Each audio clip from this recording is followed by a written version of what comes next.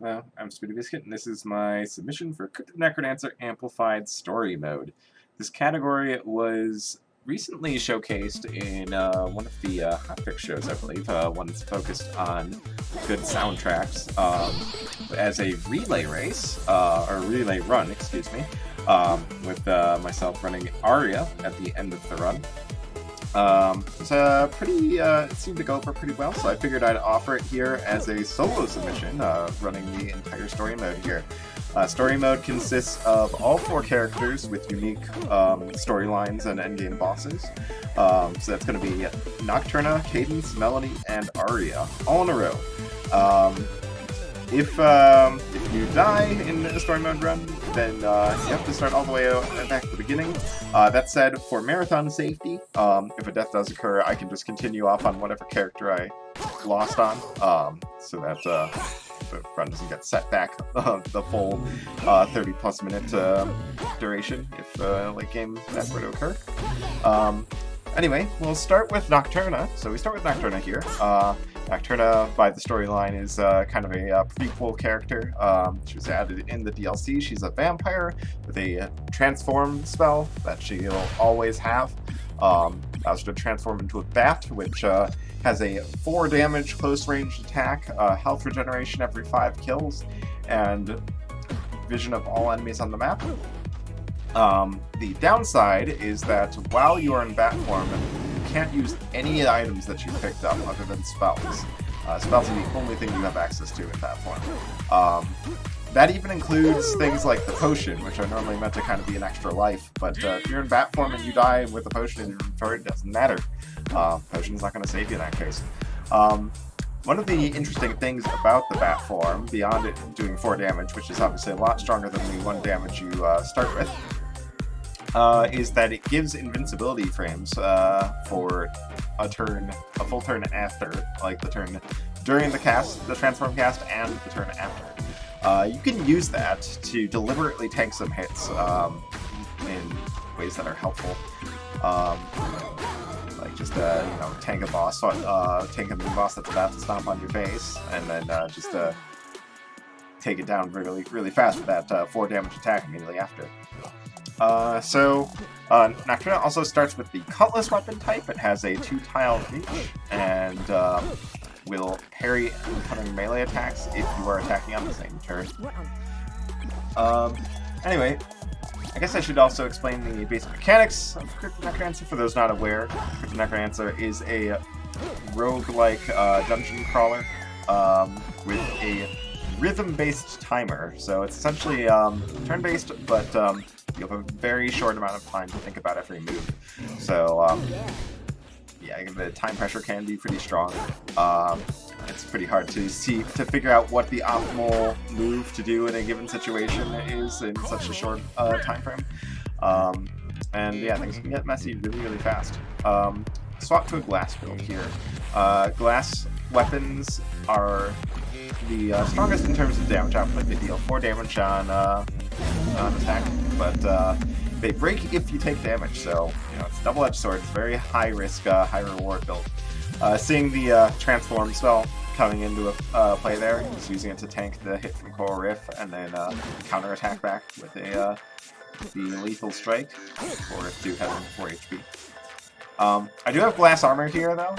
Glass armor will just completely prevent damage for 1 hit, so that does offer some protection for the glass harp, but still need to be cautious with this glass weapon. Picked up a shield spell as well. Shield spell gives invincibility for 10 beats. It's pretty strong. So another one of Nocturna's special traits is that you're seeing these little rooms with wire. These wire rooms are like the Zone 5 material and weapons, like enemies. So if you stand on the wire and attack with your weapon, you'll send electric current down that chains onto nearby enemies. So it can be very strong to use that wire to kill enemies quickly. So pretty strong shot back there. I did kill Freddy for it, which means I am now going to have no more shops for the rest of the run. At least not the shops on the main floor.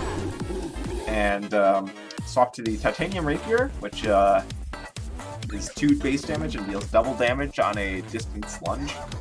So it can attack 2 tiles away, and it moves at the same time. Move attack weapons are, as you might expect, very, very strong in speedruns. Lets you take care of 2 things in the same turn, moving towards the exit and also killing the enemies that you need to clear out to reach the exit. So, very strong. Picked up the Courage Shovel as well, which also allows you to move Dig, kind of similar to the move attack function on the Rapier, and gives you invincibility whenever you do Dig for that turn. So very, very strong item as well. And the Ring of Piercing, which gives the basic weapon a piercing effect that allows it to ignore shields and other similar effects.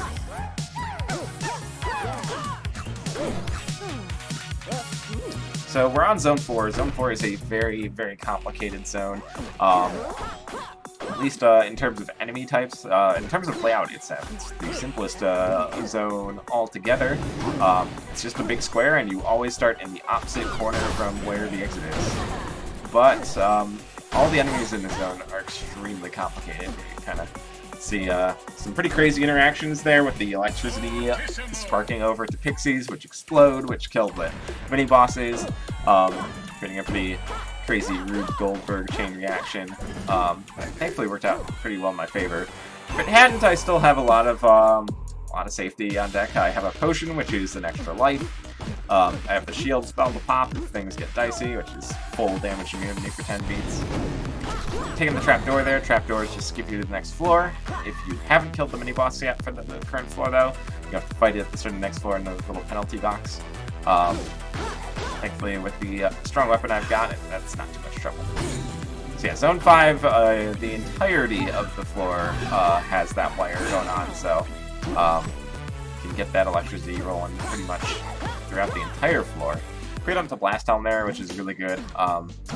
Helps a lot with the end game bosses on this character. Blast Helm gives 3 bombs on pickup, and also turns any bombs that you have into an instant panic button. Your bombs will just instantly detonate when used, and you will be protected against the damage. So we're coming up on the end game bosses. Here's first of the story bosses, Frankenstein Way. I pop the Gigantism Scroll, it doubles damage output, and Frankenstein Way is very tanky, so it's good to have the extra damage. I'll speed up the fight quite a bit. Using the Blast Helm bombs to take out the shield generators here. You can miss the Flawless there, getting hit by the shock tile. And then pop the shield to block a charge and finish him off, just as Gigantism and shield are off. And now we're on to the Conductor. Conductor is a little bit of a strange fight. First phase, you have to walk up the wire from the start of the wires to the instrument and destroy them. Every time you destroy one, it spawns some new enemies, including a mini-boss, which is this dragon right here. And then phase 2, Conductor's going to spawn 5 batteries, which need to be drained of electricity to finish the fight. But you can drain them by attacking while standing on the wire in front of them, as is kind of seen on wire stuff at this point. But you can also damage them by bombing them. The amount of damage to destroy a battery is 4 bombs or 8 attacks while standing on the wire. And every 3 waves of common enemy spawns, Conductor will spawn a water ball, which you can use to instantly short out the wire. So I use that to short out the last wire and finish off the Conductor. And then we are on to Cadence. Kind of fast forward on the timeline to the events of the original game. Cadence looking for her lost father in the Crypt. So Cadence is the standard default character. So no special abilities or rules like Nocturna. We didn't even see that Nocturna is kind of meant to be a more intro-friendly character, and actually kind of has like a saving throw where if you take lethal damage and you're in human form, you'll automatically transform into bat form and be left at half a heart. And if you can heal up with a few kills and then transform back, you can get back to human form and have that buffer hit again. But didn't even need it that run. So Cadence, however, though, is a little more challenging. If you run out of health as Cadence, then that's it. You're dead. So starting off with a few trapdoors. It's a cracked wall here. Cracked walls contain hidden shops, which can be pretty valuable. But your bombs are also valuable. Don't want to necessarily spend them all if you can help it. So some clever movement here. We can use the dragon to open up the cracked wall, and it's a transmog, which allows you to transmogrify items you currently have into other items. So I go for the shovel here. And spawn Leprechaun. Leprechauns spawn if you leave a gold pile of 50 or more alone for more than 7 beats. You can use that to farm up some gold. It only happens once every run, though. To be clear, that's per character, not for the entirety of the story mode run. And with a couple of transmogs from farming up some money from the Leprechaun, able to get the Courage Shovel again, as mentioned in the last run. It's a very, very strong item. Lets you save time on digging and moving. You can just kind of tunnel straight to the exit without stopping. And invincibility lets you do so pretty safely. Going for the black chest here. Pretty standard routine is to get the flawless victory on the first boss. And you obtain that by killing the boss without dropping any beats and without taking any damage. So pretty standard procedure to do that and check the black chest. The black chests have weapons, armor, and boots. Mostly just weapons though. There's a lot more weapons in the item pool than anything else. And we got the Obsidian Longsword, which is a perfectly respectable weapon. Obsidian equipment is based on your current coin multiplier. You build up the coin multiplier by getting kills without missing beats or taking damage. So Obsidian weapon strength is based on that. After missing a beat or taking damage, it'll go down to 1 damage. Once you get a single kill, it'll go up to 2. Once you chain 5 kills together without taking damage or missing a beat, it goes up to 3. So, Obsidian weapon is generally pretty strong. It does reach 3 damage, which is kind of a critical threshold in a lot of ways. Like we're seeing all these black skeletons here. They all have 3 HP. Skeletons being the most common enemy line throughout all the zones. So, being able to one-shot the strongest version of it is pretty strong. 3 damage also lets you do a lot of other things, like break open crates. If you have a 3 damage attack, your attacks will break crates and barrels, which can contain food and other equipment. It's a lot of valuable stuff. Shrine of Darkness in the last floor. Shrine of Darkness is pretty uncontestedly the strongest shrine when it comes to speedrunning. It removes all wall torches, deletes your torch slot if you have one, and replaces your ring with the Ring of Shadows. The Ring of Shadows reduces your vision, kind of gives this limited nearsighted vision like we're seeing right now. And then you see it go away when space swap rings. But the Ring of Shadows lets you steal from shops, which can be very strong. The Ring of Shadows, or the Shrine of Darkness, also gives you a map and a compass, so it's easy to find where that shop is if you just look at the minimap. So basically, you get mapping. You get all the torches removed, which makes it way harder for enemies to aggro to you, because they have a harder time seeing you. And the map lets you just find all of those shops that you can now rob. It's very, very powerful. Can be seen the Earth spell used here to crush Fortissimo while he's still underground, saves some time. You go into the purple chest looking for a secondary spell or a stronger ring. The ring I swapped to off of Shadows to get my vision back is the Ring of Luck, which is a pretty weak ring, to be honest.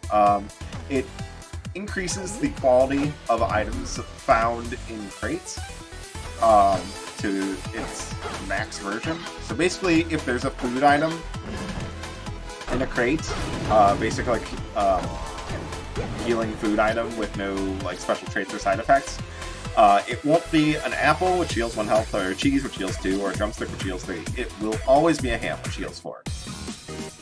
Some other things like the landing coins in barrels and crates will always be 50. If there's a single bomb, it'll always be 3 bomb instead. So yeah, just a lot of minor benefits, but nothing particularly strong. So I do swap off the Ring of Courage here. Ring of Courage has a pretty similar effect to the Shovel Courage, but for weapons. If you attack and get a kill, you'll move forward and be invincible for the turn. Pretty strong with a weapon like the Longsword that can hit multiple tiles at once. Do get tripped up a little bit there. the dangers of obsidian weapons on display there, dropping the multiplier, and that means my damage gets really weak, and I have a hard time keeping up the swarms. So I saw the Titanium Rapier, which stacks pretty nicely with the Ring of Courage. As I mentioned in the last run, Titanium Rapier can move and attack on the same beat, and it deals double damage on a lunge. If it gets a kill as well, it actually combines with that Ring of Courage to move you forward 2 tiles at once. And obviously, when it comes to speedrunning, moving double speed is pretty strong. So yeah, Chainmail as well, something I picked up while I was on the Shrine of Darkness. Reduces all incoming damage by 1 part. Very helpful to survival. Because something that's very important to note is the strength of using your health as a resource. When it comes to NecroDancer, there's a lot of times where just tanking hits or deliberately burning health on blood magic can save you a lot of time. So have that. If you have armor to reduce the damage damage intake, that enables a lot of potential strats.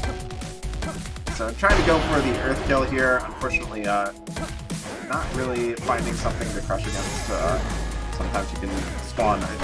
Sometimes you can crush the Deadbringer against one of the spawns in the sarcophagus, but nothing lined up favorably. So a little bit of a sloppy Earth kill, but I do get there eventually.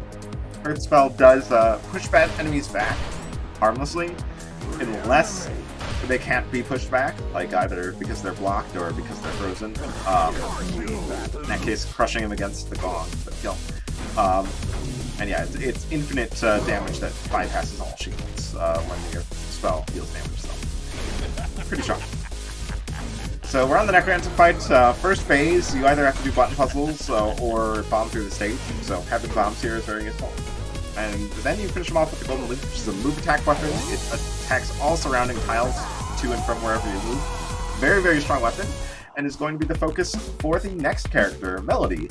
Melody is Cadence's mother, and she returns to the Crypt after Cadence and Dorian leave. Cadence uses the Golden Loop to revive her.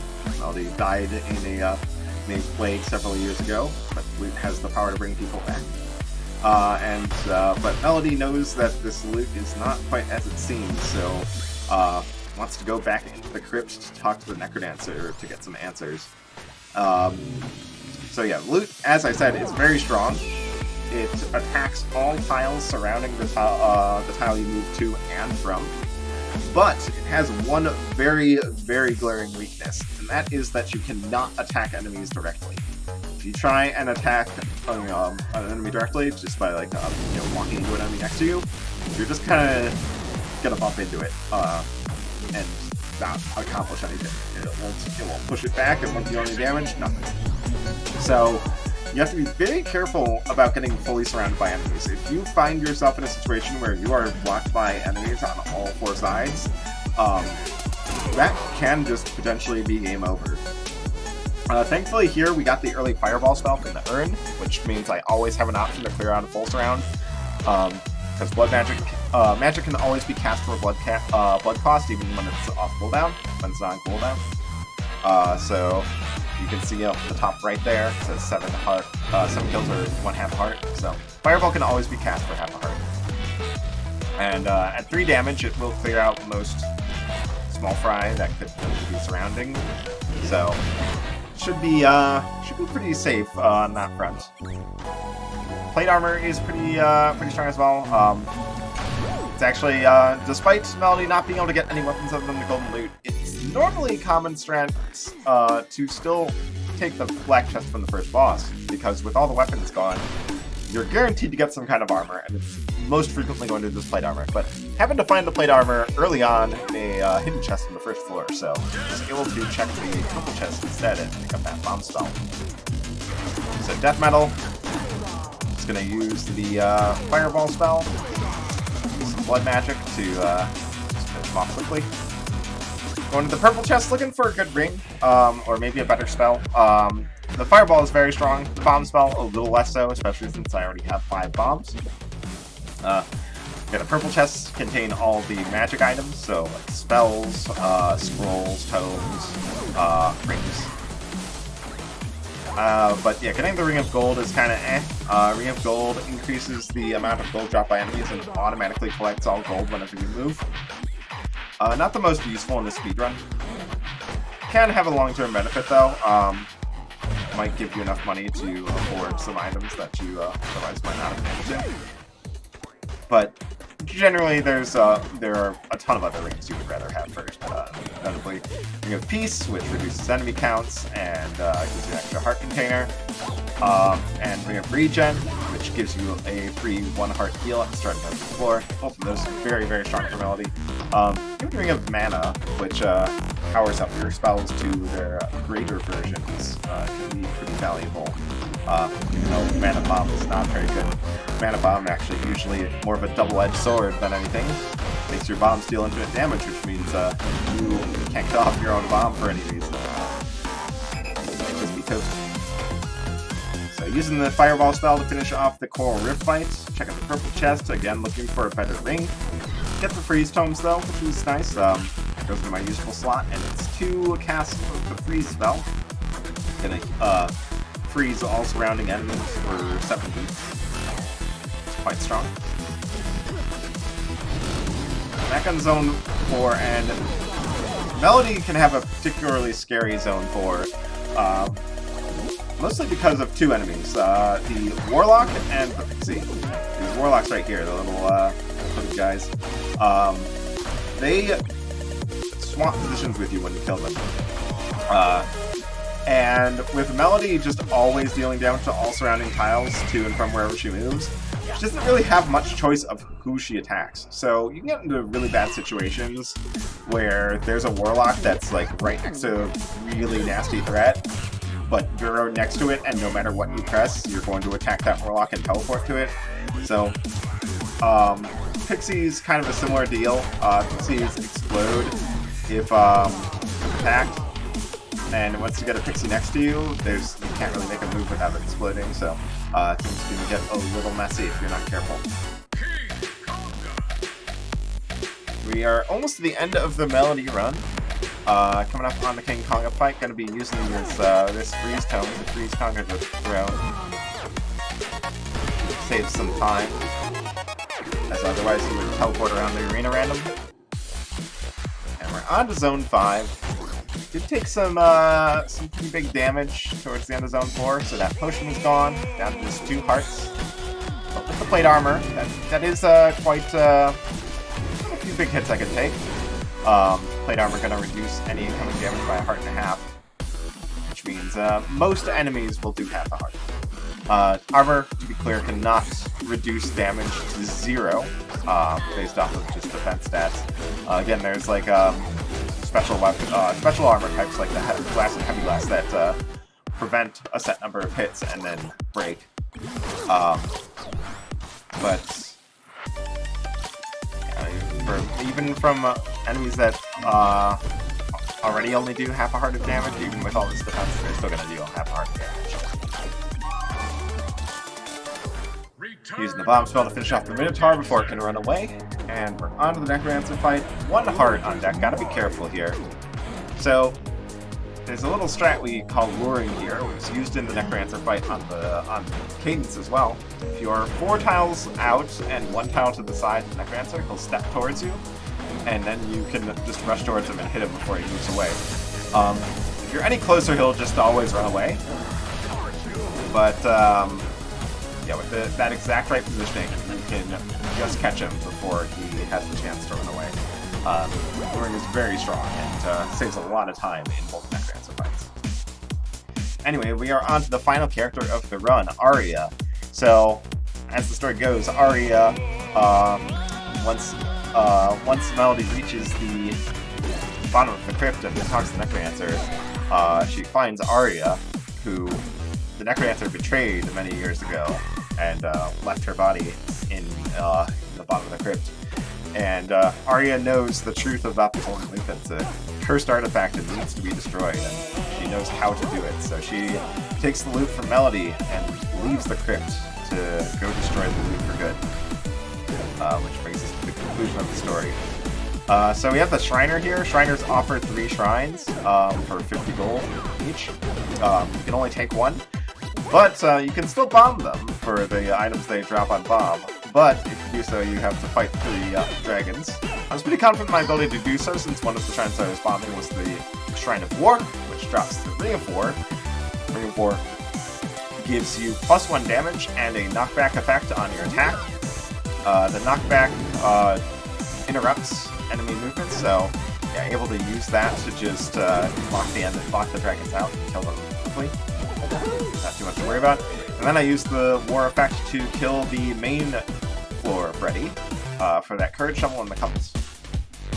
Courage Shovel, you know, I've already seen most of these in most of these runs. It's very, very strong. It's a little harder to use on Arya because Arya's special trait, well, special traits rather, are that she's permanently locked to half a heart. Can't get any more max health. She's also permanently locked to the basic dagger, so only 1 range, 1 damage attack. And she can't miss beats. If she skips any beats, then she will immediately take damage that is not blocked by items like this glass armor that I have. The only thing that's going to save you from that damage is a potion, which you do start with a potion, but you need to be careful, because if you do that twice and you don't pick up another potion in the meantime, then that's the end of your run. Check black here, check the black chest here. Was hoping to find the heavy glass armor, which is similar to the glass armor but blocks damage for 3 hits. Or the boots of strength, which just goes into the foot slot and gives you +1 damage. Both of them are pretty valuable. I find the karate gi, which means giving up the protection of the glass armor, but I decided it's worth the sacrifice and safety to get up to 3 damage. As I talked about earlier, 3 damage, just a very essential threshold in NecroDancer speedrunning. Lets you do a lot of things efficiently.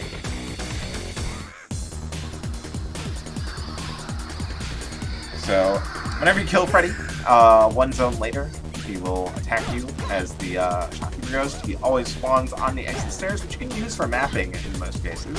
If you're not sure where the exit is, just watch where the Freddy ghost comes from. In this case, though, we're in Zone 4, which has the simplest floor layout of all of the zones. You know, with the giant corner, giant square, and exit's just always in the opposite corner. Worth adding that Arya gets the sarcophagi in every floor from this point on.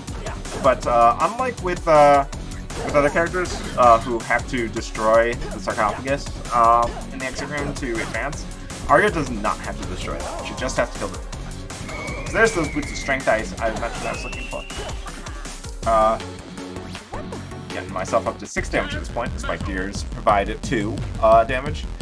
Spiked ears carry the downside of that they break when you miss a beat, but obviously we already are kind of in a situation where we don't want to be missing beats to begin with because we're playing Arya. But yeah, as I was saying, the Courage Shovel's a little harder to use on Arya because without the ability to skip beats, just like stand still and skip a beat, normally you rely on, if there's ever a situation where you don't want to move for the turn, you can rely on what we call dig buffering, where you just take your shovel to the wall, just dig a random wall, that will get you to stand still for the beat. But with the Courage Shovel, you can't do that because that means that you will you'll still keep moving, which means that getting the right parity with fast-moving enemies like this Rider can be kind of tough to get with the Courage Shovel. You really need to use your walls very intelligently to keep up with that. Pretty sketchy situation at the end of that of the previous floor on 3-2, costing me my potion, which means I am now completely out of safety. Another hit or another missed beat will be the death of me. Pretty scary 3-3 as well, but make it through. Zone 3, probably one of the scary ones. Given that my potion is gone, I kind of wanted to find some safety. I was hoping to find heavy glass this time around, but sadly the item pool has just wrapped around it and we get another boost of strength. 1 for each foot, as I say.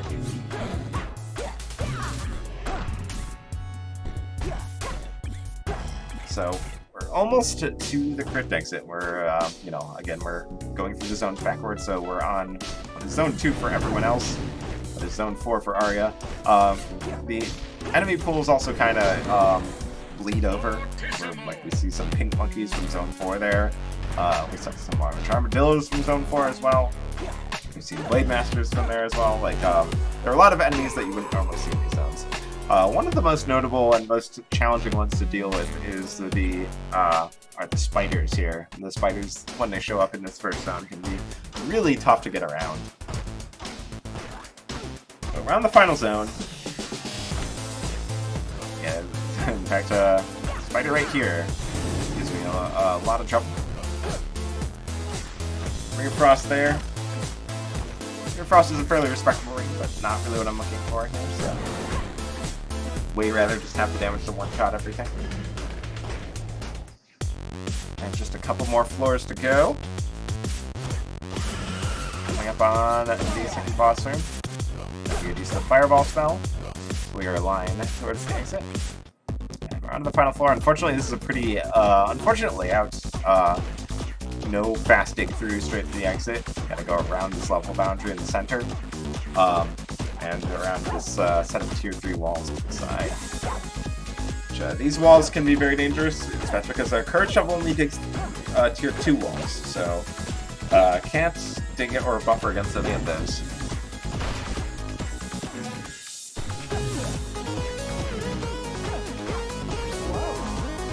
Swapping to the glass armor here for one hit of protection going into the final boss, which is going to be the golden loot itself. Arya goes to destroy the golden loot, it turns into a massive dragon. And to finally destroy the loot once and for all, gotta fight the dragon.